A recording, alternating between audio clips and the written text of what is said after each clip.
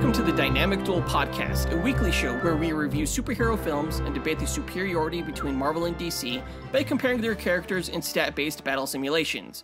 I'm Johnny DC. And I'm his twin brother, Marvelous Joe. And welcome to the 2021 Holiday Animal Battle, that sounds weird, charity episode. Yeah, every year around Giving Tuesday, which is today, Jonathan and I like to host a charity duel between two of the more whimsical Marvel and DC characters. This episode, we're going to find out who would win in a fight between Gleek and Hitmonkey. They're both monkey characters for their respective universes, and we think it'll be pretty funny considering, monkeys are just hilarious. Yeah, especially little tiny monkeys like these guys. You know what's not hilarious, though? COVID-19. Which I have right now, recovering from. So if it sounds like I'm out of breath, it's because I am. And if I sound echoey, it's because I'm in my quarantine space recording. So apologies for the audio this time. Yeah, I told Jonathan that we could skip this week, but he was willing to push forward and keep our record of never missing an episode of this podcast going on 6 years now. Yeah, I don't feel terrible. I do encourage anyone who can get vaccinated to get vaccinated. I think that's really helped me.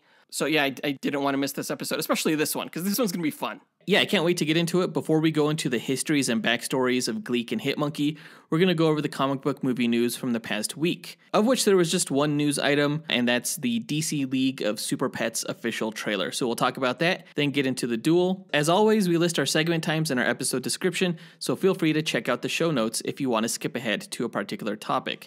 And guys, if you listened to one of our charity duel episodes before, you know that every year we give to a different organization. For the past couple years, we've given to Pop Culture Classroom, but this year, in light of COVID, we're switching it up a bit. What we're going to do is raise money for the Health Well Foundation, which is a leading nonprofit dedicated to improving access to care for America's underinsured. If you're listening to us from outside of the U.S., you probably don't get this, but we have a shitty healthcare system, and some people can't afford to pay for the healthcare services they receive, especially during these trying times. So with this organization, when health insurance is not enough, they fill the gap by assisting with copays, premiums, deductibles, and out-of-pocket expenses through their crowdsourced disease-related funds. What this podcast is going to do is set up a Facebook fundraiser. So if you guys aren't following us on Facebook, go ahead and search for Dynamic Duel DC versus Marvel, and you can find the fundraiser there. Go ahead and donate any amount between today, Giving Tuesday, and Christmas Day. And at the end of December, Jonathan and I will pick two random donors to award a free Dynamic Duel card game to. Jonathan and I have made a couple of card games that are Marvel and DC based, and we want to give it to two of you donors. So if you feel so inclined this Giving Tuesday, again, visit this podcast's Facebook page and donate to the Health Well Foundation using that pinned post. And because we want you guys so badly to donate to this organization, we are currently making all of our archived episodes available to the listening public. Instead of subscribing to our show, we want you guys to instead put that money toward our fundraiser. And it doesn't matter what amount you donate, anything helps. But during this giving season, we appreciate any amount of giving. So those of you who are currently subscribed to this show on Spotify, I don't believe you'll get charged for the month of December. And those who are currently subscribed to us on Patreon, you'll still get access to all of your standard bonus perks, including the bonus episodes, access to our Discord server, blooper reels, and more. I just want to give a quick special shout out to one of our patrons, Dustyn Balcom. When he found out that I had COVID, his family sent my family a couple of pizzas, which was just awesome. My family and I are super grateful for that act of generosity. We really appreciate it, and I just wanted to give you a shout out and say thank you very much. But with that out of the way, quick to the No Prize. A No Prize is an award Marvel used to give out up until the 90s to fans. Our version, the Dynamic Duel No Prize, is a digital award we post on social media that Jonathan personally draws for those who we feel gave the best answer to our question of the week. Last week's question was in regards to the Spider-Man No Way Home trailer that we got a few weeks ago. We asked you guys, who has been your favorite live-action Spider-Man villain and why? We got a few great answers for this. Let's go ahead and run down our honorable mentions as well as the No Prize winner. Our first honorable mention goes to Jacob Bell, who said, "Hey guys, this is Jacob Bell.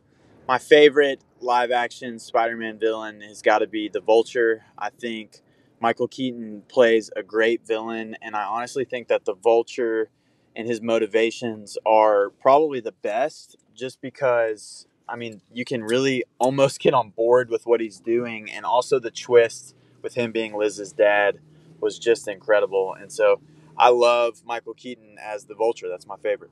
And yeah, I would have to agree. I'd say the Vulture is probably one of the MCU's like top 3 villains. Yeah, while most Spider-Man villains are seeking power, the Vulture in Spider-Man Homecoming was really motivated by survival and providing for his family. Of course, it got a little bit out of hand, and he needed to be stopped, but it was really easy to identify with the character. And Michael Keaton just gave a great performance. Yeah, the way they adapted his costume from the comics too, like, mwah, chef's kiss. So well done. Oh yeah, movie version of the Vulture was a huge improvement over the comic book version. Although we'll be getting to a Vulture duel before long on this podcast. Our next honorable mention goes to Benjamin Alvis, who said, "Hi guys, I think Alfred Molina as Doc Ock was the best Spider-Man villain. He's such a great actor. I love all his movies. And I love the part where he was with Aunt May on the building. So menacing. It was awesome. And it's just, there's no other word to describe it. Bye." Great answer, Benjamin. Yeah, Dr. Octopus is definitely one of Spider-Man's best villains to ever appear in live action. We all know that Spider-Man 2 is one of the best Spider-Man movies ever made, mainly because of how great Doc Ock was in that film. Alfred Molina just knocked it out of the park. He also created a Spider-Man villain that we could sympathize with. And there's no discounting the design of those tentacles, right? Those were badass looking. Oh man, yeah, those were really well designed. It's no surprise that Dr. Octopus is many people's favorite Spider-Man villain. Yeah, and one of the reasons why he's playing such a big role in Spider-Man No Way Home, allegedly. Our final honorable mention goes to Marquis High, who said, Hello, gentlemen. It's Marquis. Hi here. Just giving you a call. I'd say for the villain, must off top go with Michael Keaton. Always just a great actor, even if he doesn't really know too much about the characters that he's acting. But besides that, I definitely would have to go with Doc Ock. He's always just had more of a human aspect, very relatable, and the fact that he turns into a potential hero is something big. Marquis has a great radio voice, doesn't he? Yeah, he does. Yeah, but great answer. This is kind of a combination of the previous two where he mentioned both Vulture and Dr. Octopus. I think those two guys are widely regarded among the Spider-Man fan community as the best villains to appear in these movies. Hopefully, we get to see them team up in the upcoming Spider-Man No Way Home movie, but we don't know yet what kind of role Vulture will play in that film. We want to give a quick shout out to Evan Tomke for visiting our website to record an answer, but the winner of this week's No Prize is Miggy Matangian, who said, "Hey guys, this is Miggy, and my favorite live-action Spider-Man villain is Green Goblin. In my opinion, it's best when the villain makes it personal, and he definitely did that when he attacked his aunt and girlfriend. He also endangered a lot of innocent lives, like when he attacked the Macy's Day Parade and dropped those kids off the Washington Bridge and attacked the Daily Bugle. And he continued to ruin Peter's life by deteriorating his relationship with Harry even after his death." More so than any other Spider-Man villain, I would say that Green Goblin has a knack for making it personal, not just in the movies, but also the comics. Oh yeah, he makes Peter Parker's life a living hell. I really like the way they exemplified that in these movies. Like Miggy said, even affecting Peter Parker after his death. When you have a villain that not only attacks the hero's grandma, but also drops a bunch of kids in a cable car off a bridge, you know you're dealing with some hardcore shit. Yeah, he's like borderline Joker, right? Yeah, if like the Joker were way better and on Marvel. Just like that, for sure. He's a villain that's so good they included him twice in both Spider-Man and The Amazing Spider-Man 2. But I'm really looking forward to Willem Dafoe's return as the character in the upcoming No Way Home film. So congrats again to Miggy Matangian for winning this week's No Prize. If you, the listener, want a shot at winning your own No Prize, stay tuned to later on this episode when we'll be asking another Question of the Week. And now that that's done, on to the news.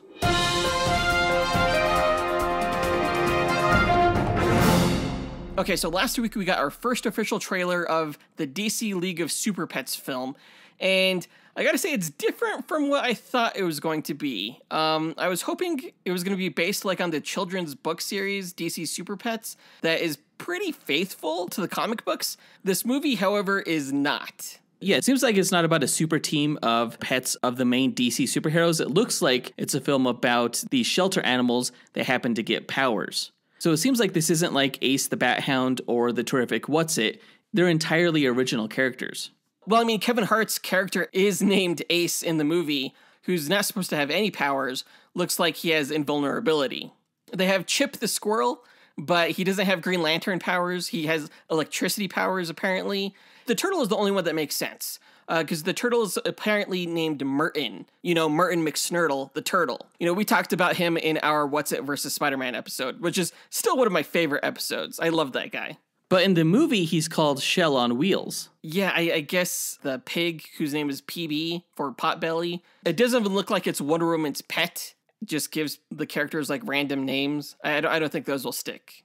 Do you think by the end of this movie, each of these shelter pets will be adopted by the Justice League? I hope so, honestly. You know, I think the turtle should be adopted by the Flash, you know, the pig by Wonder Woman, Chip becomes a Green Lantern, and we get to see Wonder Woman, Green Lantern, Cyborg, Batman in this trailer, which was a huge surprise. They have different costumes. Not really in love with the designs here, but that's fine. I imagine we won't be seeing too much of them. I like the designs of the DC characters. You know, they're very, like, Incredibles-esque. It was cool to hear John Krasinski as Superman. Yeah, I think he sounds pretty good as the character. What did you think of The Rock's depiction of Krypto? It was fine. It was fine. As was Kevin Hart as Ace and Vanessa Bayer as PB. Diego Luna, I guess, does the voice for Chip, which this trailer revealed. Mark Maron apparently is the voice of Lex Luthor in this film. Oh, interesting. Yeah. The same guy that was in the Joker movie and who also, like, was dissing comic book films? Yes. Okay. He just likes DC. What can I say? But there's a few more cast members that we still don't know what role they're going to play, like Kate McKinnon, Keanu Reeves, Ben Schwartz, and Jamila Jamil. Maybe there's going to be like other members of the Justice League. We don't know yet. Maybe one of them is going to be the cat, Streaky, who has a very different superpower in this movie. That was weird. Yeah, the tail like shoots out rockets and flames and stuff. I was like, what? It can't be Streaky. I'm not sure I'm loving like the random power assignment that a lot of these guys have. Me neither. But, you know, it's a movie for kids. It's supposed to be as whimsical as possible. I think that also explains the jokes, which I'm also not in love with. A lot of them didn't really land for me. I think felt like the timing was off. Like when Krypto was talking to that other dog about like the Federation of X's. And the dog was like, why it's taking my owner so long? I was like, okay. Yeah, that was horrible delivery. Yeah. It was a little bit too slow. Also the joke about like, they should call me Iron Man. Nah. Dude, nah. What is up with DC Animation's obsession with Iron Man? Like, you get the Iron Man reference in this movie, and in Lego Batman, you had the reference with Batman's Batcave password. Iron Man sucks. What can I say? They're just jealous as hell. They're just jealous. There was also another Marvel reference in this when Krypto was basically saying, with great power comes great responsibility. Wait, what? He says when one has an abundance of power, they have a certain duty to use that power. Exactly. Same thing. Sure. Yeah. I don't know. I can't quite say I'm looking forward to this movie just yet. Well, I'm guessing this is going to be an origin story where we see these characters evolve into the team you know and love, just maybe with different powers. Maybe I need another trailer or two, which we'll probably get. The movie doesn't come out until May of next year, so we have some time. But this all brings us to our question of the week. Who is your favorite DC or Marvel animal hero and why? There's a lot of them to choose from, both on DC and Marvel. Let us know which one you like the most. Yeah, record your answer at dynamicduel.com by clicking on the red microphone button in the bottom right-hand corner, which will prompt you to leave us a voicemail.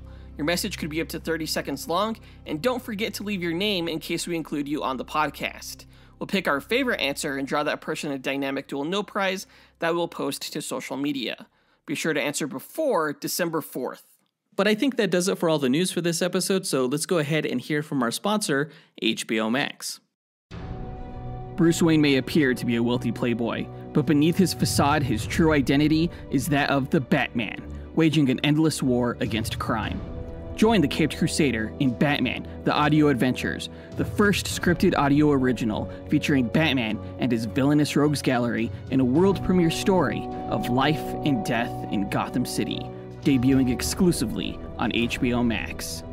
Starring Jeffrey Wright as Batman and a who's who of incredible Saturday Night Live alums, this rollicking adventure, told across 10 episodes, is written and directed by Emmy winner Dennis McNicholas, includes devilishly delightful original music by Doug Bossy and performances by Rosario Dawson, John Leguizamo, Chris Parnell, Melissa Villasenor, Seth Meyers, Jason Sudeikis, Brooke Shields, Fred Armisen, and many, many more. Go to hbomax.com/Batman Audio Adventures for more, and stream Batman: The Audio Adventures only on HBO Max. Thanks to HBO Max for sponsoring this episode. But now let's get into the main event of this episode, where we find out who would win in a fight between the Wonder Twins' pet monkey, Gleek, and Deadpool's rival, Hit Monkey.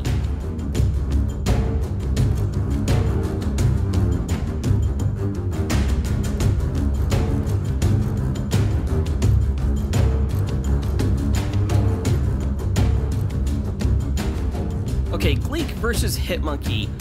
This matchup was actually a fairly last-minute decision. You could tell because this year we didn't commission an artist to do artwork for this episode because it was so last-minute. Yeah, but we were inspired by one of our patrons on our Discord who asked us who would be good in a matchup against Hit Monkey, since that character now has his own television show currently on Hulu, which is actually pretty good. I've been watching it. Yeah, they both have their own cartoons. It's pretty awesome. And Jonathan and I have been trying to get Gleek in a matchup for the longest time. We thought he might be good in a fight against Spider-Ham, but eventually we went with the terrific What's-It for that matchup. I think when you have an alien monkey who can stretch his tail infinitely long against a monkey who's really good with guns, you have a pretty solid matchup there, right? Yeah, I have no idea who's going to come out on top. I just know it's going to be fun. Again, this is our charity matchup as we do every year. So if you feel inclined to give this holiday season, again, visit us on Facebook and donate to the Healthwell Foundation, which is a nonprofit dedicated to helping America pay their health bills.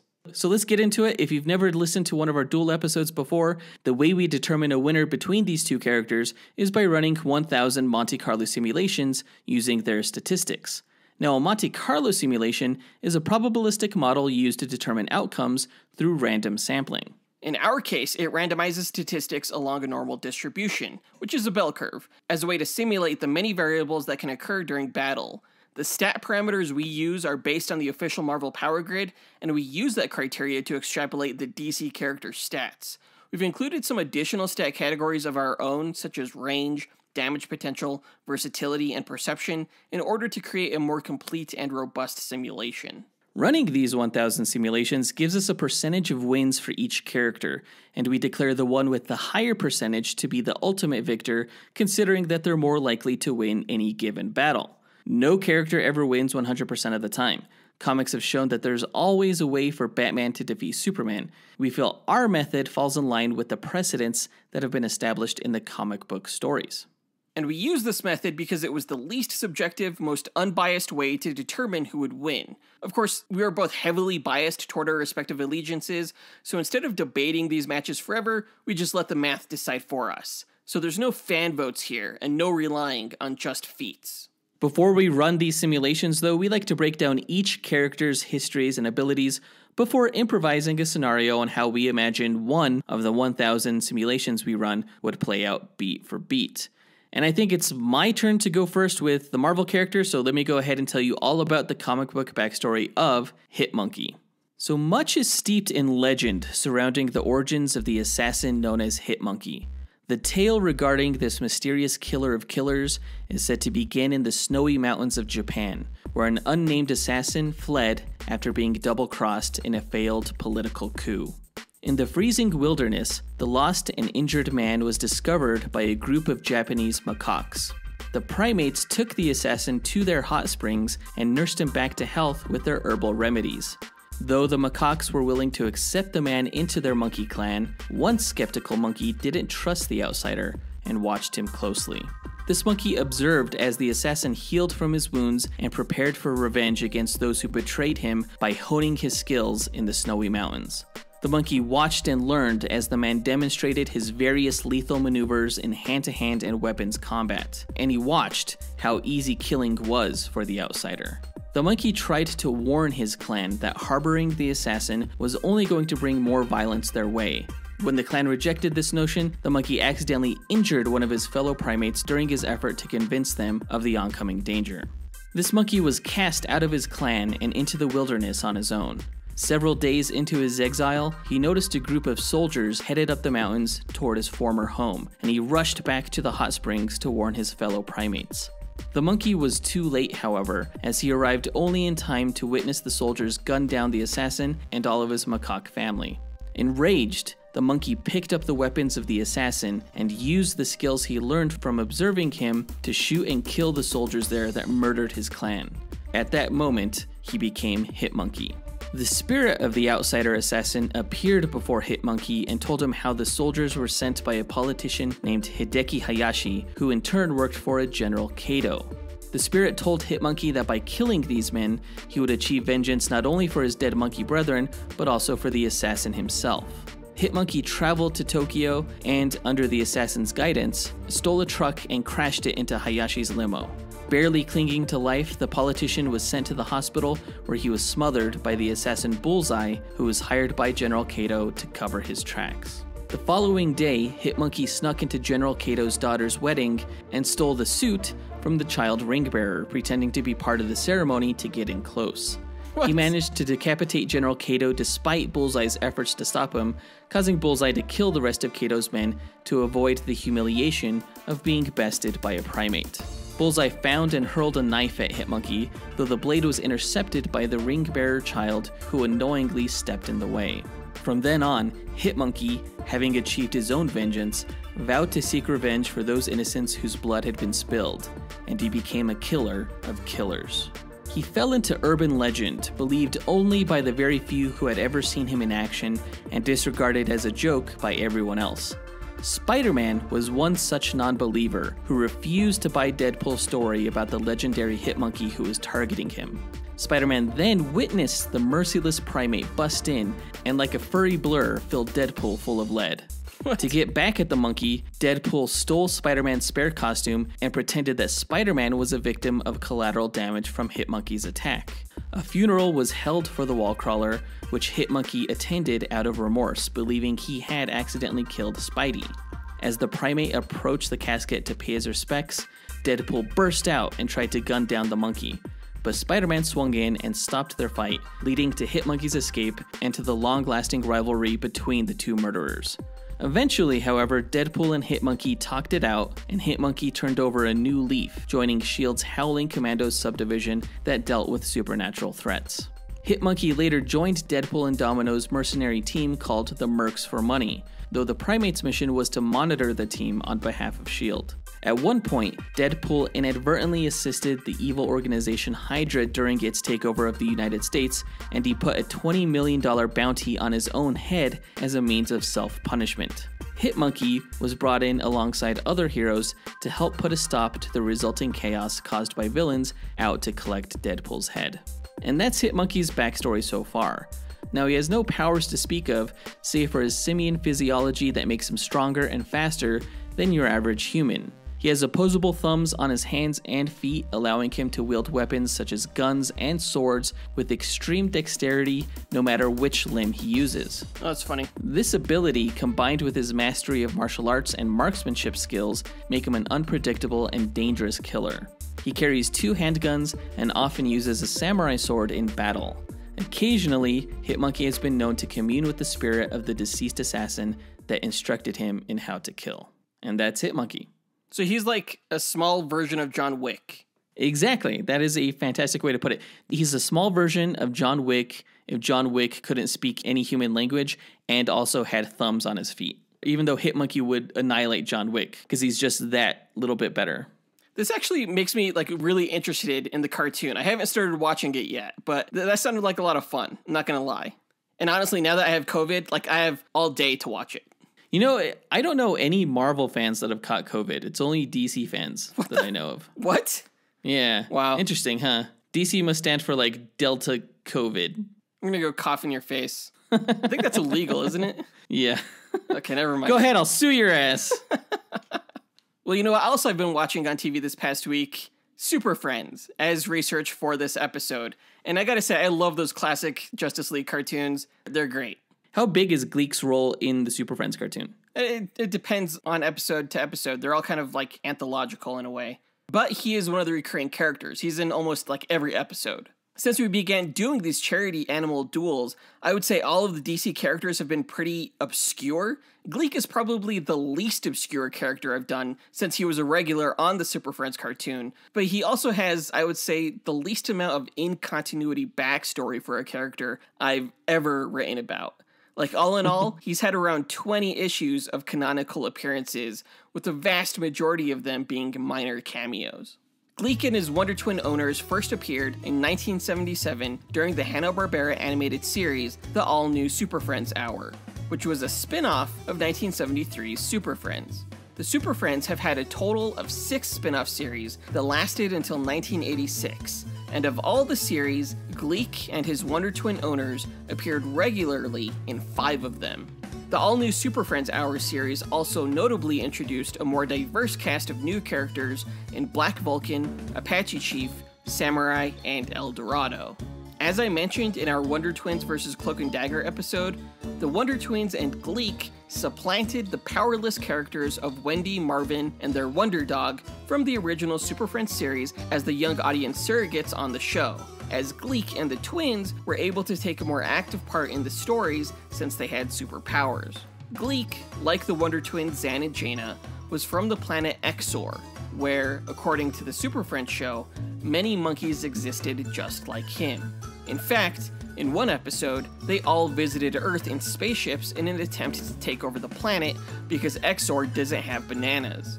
They had been monitoring Gleek for some time and sought from him information on how to destroy the Super Friends. Bombarded by a banana brain blaster, Gleek was forced to reveal the team's secrets and nearly succeeded in destroying Superman, Batman, and Wonder Woman with a disintegrator ray, but was stopped by Jan and Zaina after they broke free from the clutches of a giant Gleek robot. Jaina immediately transformed into an electric eel and zapped Gleek free from his mind control. Once the Wonder Twins and Gleek rescued the Justice League, the Exorian monkeys were returned to their ships and escorted back to the planet Exor. The episode ended as most Super Friends episodes did, with a gag from Gleek, who this time confused a banana blaster for an edible banana, zapping himself silly. In the non-canonical Super Friends comic, it was revealed that members of Gleek's species are known as Elastimonks. Gleek was first owned by an Exorian clown named Illick, who trained him as part of a traveling intergalactic circus from Exor. Illick was a good man who helped educate the Wonder Twins when they were brought on as part of the show. Gleek took a liking to the twins and escaped the circus with them when they found out they weren't getting paid for their performances. After their escape, the twins discovered on a nearby planet that the Superman villain Grax was going to attack Earth, and Gleek traveled with the twins to Earth in order to warn the Super Friends, and they stayed on the planet in order to learn to use their powers as superheroes. After the Super Friends cartoon and comic ended, the Wonder Twins would enter mainstream DC continuity in the mid-90s in the title Extreme Justice. But Gleek, unfortunately, did not appear with them. He did appear, however, in a line of children's books based on the DC Super Pets, where he helped Beppo the Super Monkey defeat Gorilla Grodd when the circus came to Metropolis. It wasn't until 2019 that Gleek made his official DC Comics debut in a 12-issue Wonder Twins miniseries. In this post-Flashpoint continuity, it was established that Zan and Jaina weren't circus performers, but the grandchildren of Exor's equivalent of Hitler. Their father sent them to Earth with Superman so that they wouldn't have to suffer the shame and sins of their grandfather. While on Earth, Zan bought Gleek through a magazine ad that some circus performers put together in order to save Gleek from his abusive circus environment. Gleek's circus was run by a supervillain known as the Ringmaster, who would force Gleek to ride a tiny bicycle through flaming hoops and other hazards. Because of the kindness Zan showed Gleek, he single-handedly rescued the twins when they were captured by the League of Annoyance, a small-time cadre of villains organized by Lex Luthor to cultivate sporadic chaos around Washington, D.C.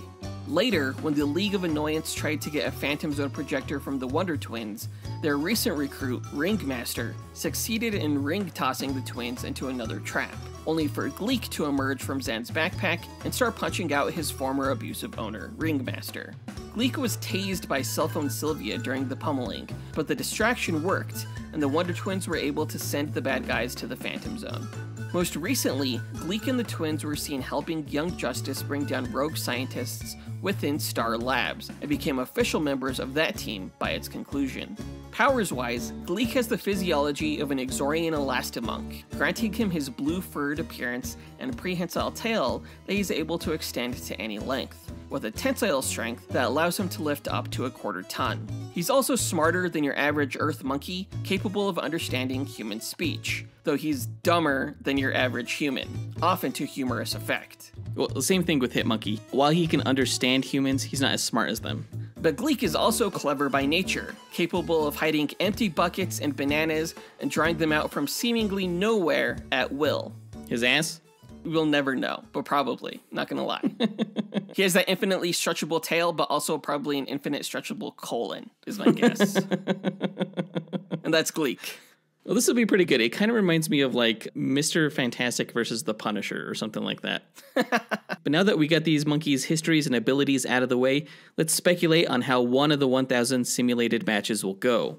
The winner is determined by simulations, not this speculation, but it's fun to imagine how this fight could play out. Now, we don't set any rules for this match other than the characters don't know anything about each other going in, except that the other character is a threat that needs to be put down. We say that they start off about 50 meters apart in an environment that has no bearing on the match itself, because we don't take stats for the environment. Plus, certain characters have advantages in some environments over others, and we want these characters to win on their own merit. So let's get into it. Gleek and Hitmonkey meet on the battlefield. Who goes first? Okay, I'm going to say Hitmonkey goes first, because he's kind of like this little ball of fury, okay? So he's going to start off by reaching into his suit jacket, and with one hand, he's going to pull out his cool shades and put them on. And with the other hand, he's going to pull out a fucking Glock 19. And he's going to point it right at Gleek, like badass sideways gangsta style. And he's just going to start unloading rounds. Okay, once Gleek sees the gun, he's going to be like, wow! And he's going to use his tail to, like, spring away as Hitmonkey is shooting. And while Hitmonkey is, like, focusing on hitting center mass, as Gleek is just, like, bouncing around like a pinball, Gleek is going to stretch out his tail and just whip the gun right out of Hitmonkey's hand. Well, that pisses Hitmonkey off. You know, he's going to screech in frustration, and then he's going to charge Gleek on all fours with his monkey speed. And he's going to leap through the air, and he's going to do this flying kick that, well, I guess, is it a kick or is it a punch? Right, yeah, with the monkey, it's probably always a punch. But it's going to connect and hit Gleek right in his dome piece. Okay, so Gleek probably drops to the floor, and he's going to retract his tail. But when he gets up to his feet, he's going to put his arms up like a boxer and start hopping back and forth, like fisticuffs. But he's also going to stretch out his tail like a fencing sword, and he's going to start thrusting and parrying and jabbing Hitmonkey with his tail, just like preventing him from like moving or like reaching for a gun or anything like that. And with a quick swipe of his tail, Gleek's just going to knock off Hitmonkey's sunglasses, breaking them. Oh, are you trying to lose this match? I'm trying to add insult to injury. That's going to infuriate Hitmonkey. So he's going to screech again, and he's going to reach toward his back and unsheath the samurai sword that he has. What? And he's going to spin it around, and he's going to swing it at Gleek and just slice off his tail. How does Hitmonkey have a samurai sword small enough for his body? You know, it's one of those short swords. Oh, what is it called? Shoto? Yeah, sure. Okay, that's dumb.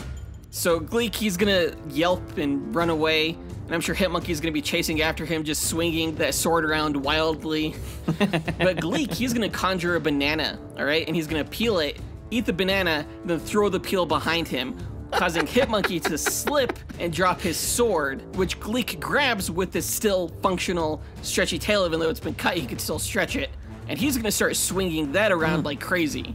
So Gleek is still able to stretch his tail even though it's been cut. Yeah, essentially you did nothing by cutting it. Okay, so Gleek is, trying to swipe at Hitmonkey with this katana sword, but Hitmonkey is agile. He dodges these slashes and he runs around Gleek. And by running around him, Hitmonkey causes Gleek to wrap himself up with his own tail and drop the sword. Then, with Gleek all wrapped up, Hitmonkey's just gonna punch him right in his face. And that's gonna send Gleek flying back, but Hitmonkey's gonna grab his tail and just yo-yo him back. What? Causing him to come winding back up and then get hit again. And Hitmonkey just keeps doing this. That's a pretty good move. Gleek, he's probably dizzy and seeing stars, but he's just gonna shake it off, Since Hitmonkey is holding onto his tail, Gleek is just gonna loop his tail around Hitmonkey's wrist, and he's just gonna lift him into the air and start slamming him into the ground repeatedly, like bam, bam, bam, bam, bam. Well, after getting slammed a few times, I'm going to say that Hitmonkey reaches into his suit with his feet, and he's going to pull out another Glock, and then before Gleek can slam him again, he shoots that blue monkey right through one of his eyes. Dang! Why? Jeez. Nah, I mean, that would kill Gleek. I'm going to say that once Gleek sees the gun, he's going to pull out his trusty metal pail and put it over his head like a helmet, blocking the bullet. That pail, he uses that to carry Zan, right? Yeah, whenever he's like in a water form. Okay, so this metal pail blocks the bullet from killing him, but Gleek is going to be rattled by this, you know, and therefore he's going to let go of Hitmonkey with his tail. So Hitmonkey falls to the ground, probably drops his gun, but when Gleek removes his metal pail helmet, he's going to see like multiple Hitmonkeys like vibrating around just because he was so rattled. And in addition to seeing multiple Hitmonkeys, he also sees multiple brown gooey masses flying at his face. What? Yeah, that's right. Hitmonkey just threw some feces and it blinds Gleek, hits him right in the eye. I had a feeling this was going to turn into a shit show. And when Gleek wipes the monkey poo away from his face, he sees nothing. Hitmonkey has vanished from the battlefield. He's gone? Yeah, like Batman. He's stealthy like that. Okay. Gleek, he's probably going to be clutching his pale helmet and just like looking around for Hitmonkey. I don't know. Well, Hitmonkey suddenly appears behind Gleek with like this loud screech. He unleashes a flurry of shit missiles that just pelt Gleek to death, like being stoned.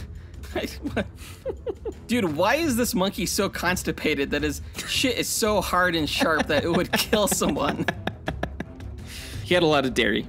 Okay, but you said he screeches, so Gleek is gonna hear that screech, and he's just gonna instantly begin twirling his tail like a fan blade, just generating a gust that's strong enough to redirect these turd torpedoes back at Hitmonkey, killing him instead.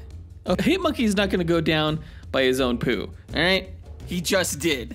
Well, can we just end it here then? So either Gleek dies from getting pelted to death from Hitmonkey's poo, or Gleek is able to redirect the turds back at Hitmonkey who dies.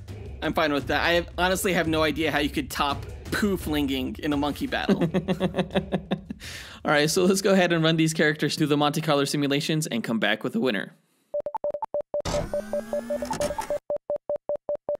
In what other Marvel vs. DC matchup can you do a poo flinging battle besides this one? Yeah, I don't know. I guess technically you could do it for any battle, but why would you? That's true. That's true. These guys were fairly comparable. I thought that Hitmonkey was absolutely going to have an advantage due to the fact that he has fucking guns, you know, and he could shoot at Gleek from a long range. But surprisingly, Gleek has an even longer range than Hitmonkey with his stretchable tail. Right. Also, Gleek is stronger than Hitmonkey because of that same tail. Yeah, the tail is his strongest weapon. It's his only weapon, and it's no joke. And it's so versatile, too. Like, able to form a spring to, like, a helicopter twirl. Yeah, that's right. But where Gleek couldn't touch Hitmonkey at all was in his martial arts ability. Hitmonkey is vastly superior in his hand-to-hand-to-hand-to-hand combat. In every other category, these monkeys were comparable. Considering that, who do you think won this match? I think it's Gleek. I think his tail is way more special than, a couple of guns and maybe a knife. Though I have to say, Instagram does not agree with me. 73% of our Instagram followers who voted in favor of Hitmonkey, which I'm not surprised. Like, how many of them actually watched the Super Friends cartoon? How many of them actually know about Gleek? I'm going to assume all of them, and that they are very smart and well-versed. Maybe. Hitmonkey does have a show that is like on Hulu right now, so I'm sure his popularity factor played a part in why he won this poll. Well, he won the poll. Did he win the matches? I have the results here. Let's find out. The winner of the duel between Gleek and Hitmonkey is Hitmonkey. Damn it! But it was fairly close. This was a commendable fight. Hitmonkey won 534 matches out of the 1,000, whereas Gleek won 466. So that's 53.4% to 46.6. Fairly close, but Hitmonkey is a straight up killer and just way more badass than Gleek. I can't even argue with that, honestly. Like, Gleek is anything but badass. He's silly, though. He's cute and silly. I am surprised by the results, though. I thought Gleek was gonna just spank that monkey's red ass, his tail. Oh, how come we didn't do that in the speculation then? We should have done that. Well, Hitmonkey's just on top of the world now. Not only did he win this duel against Gleek, he, of course, has that show on Hulu, which has been doing really well. It has like a 90% audience score on Rotten Tomatoes and an 80% critic score. I'm like 5 episodes in. It's pretty good. We're going to review that show in our next episode, so look forward to that. And when it comes to Gleek, I would actually recommend checking out Adult Swim's parody of the Wonder Twins. Yeah, they did these Wonder Twins shorts based off of like old quote-unquote lost footage of their adventures. There's like 5 of them. They're hilarious. You could find them on YouTube. But that does it for this duel. Let us know what you guys thought about the Gleek versus Hitmonkey results by writing to us at dynamicduelpodcast@gmail.com or by visiting us on Facebook, Instagram, or Twitter. You can find links to all of our accounts by checking out our show notes or visiting our website, dynamicduel.com. And also don't forget, since this is our charity duel episode, to check out our Facebook specifically in order to donate to the Healthwell Foundation. Again, it doesn't matter how much you donate. We're not asking for large amounts. Right, we will randomly pick 2 donors when this fundraiser ends on Christmas Day, and we'll be gifting them a Dynamic Duel Marvel vs. DC card game that we created. And remember, for the duration of this fundraiser, all of our archived episodes, every episode that we've done of this podcast will be available again to the listening public. So if you haven't checked out our back episodes, go ahead and do that. But that does it for this episode. We want to give a big thanks to our executive producers, John Speas, Ken Johnson, Jace Crump, John Starosky, Zachary Hepburn, John Bechinina, Mitchell Phipps, Dustyn Balcom, Salvador Hernandez-Contreras Jr., and Levi Yeaton for helping make this podcast possible. We'll talk to you guys next week. Up and away. True believers.